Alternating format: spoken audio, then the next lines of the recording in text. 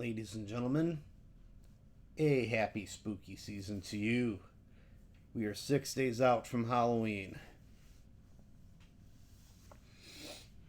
Last October, I delivered you my favorite spooks, specters, and goony ghouls from Scooby-Doo. Where Are You? The new Scooby movies and the Scooby-Doo show. I easily picked 10 monsters apiece.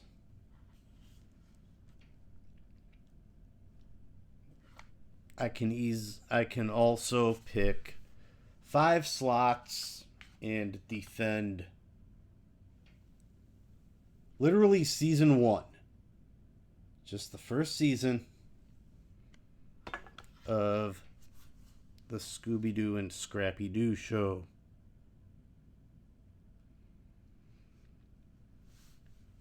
It's the season that stuck with the mystery format, the 22-minute episodes, and the rest of Mystery Inc. was still around to wrap up the late 70s. So let's explore my favorite monsters 6 through 2 of the Scooby and Scrappy-Doo show, because we all know who the number one monster of this conundrum was. Okay, I kid. Okay, in all seriousness, as long as the rest of the gang was still around, Scrappy-Doo wasn't nearly as intolerable. At number 5, we have the Devil Bear. I originally defended the Devil Bear as one of those creatures who seemed to dwarf everyone around him. And I even added him to my top 10 spooks of any of Scooby's reincarnations for that reason. I shouldn't have done it. In the end, the Devil Bear was always about the size of any other human being.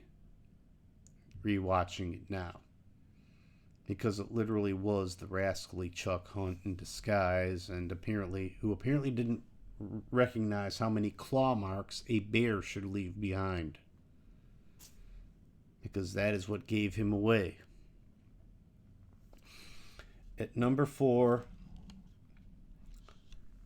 I hate to do this. The Night Ghoul of Wonderworld is still my favorite Scooby-Doo episode because of its distinct nods to Westworld. Because at least in the beginning, the monster was still a robot rather than a person in disguise. But number 4, the Night Ghoul of Wonderworld. That's just it. The Night Ghoul robot is supposed to be a machine. There's no dramatic reveal. And the Night Ghoul robot survives for maybe 3 minutes worth of screen time before it is just another creep in a mask, who then gives himself away because the perpetrator has distinct knowledge of the mystery that the kids are trying to solve that he should not have.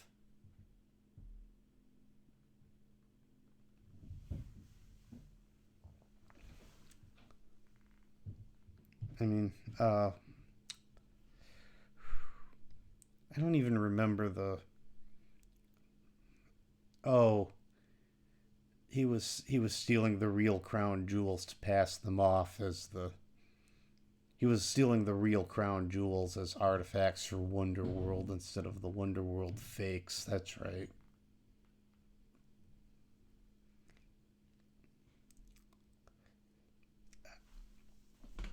I'm sorry, still my favorite episode of this season, but I have to think about this. I have to think about this logically.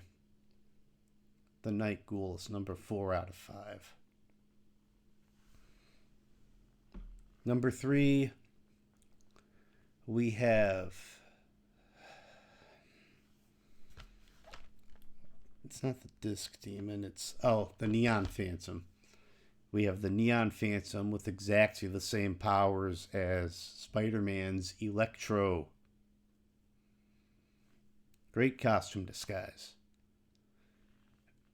And that's it. At least 4 through 1 have great costumes. And I have to give them that. I can't remember the Neon Phantom's MO, but just his ability to literally short out electronics. And that electronic glow that he gave off made him iconic. Number 2, the Star Creature. From When You Wish Upon a Star Creature. Again, the Star Creature gets major brownie points for the costume design. And I don't really remember his MO either. I don't remember what he was after.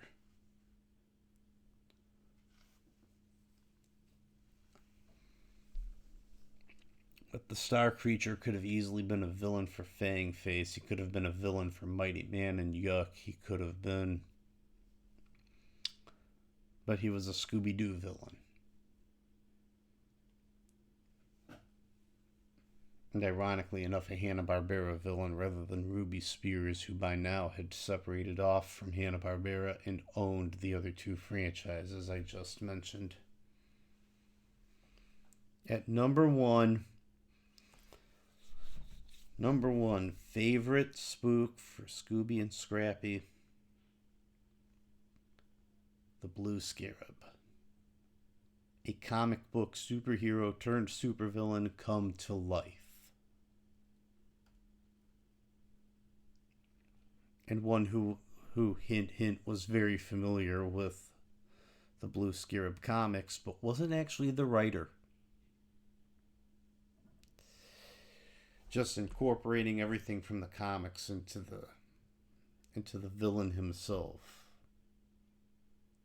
was a stroke of genius. Plus the design score, of course.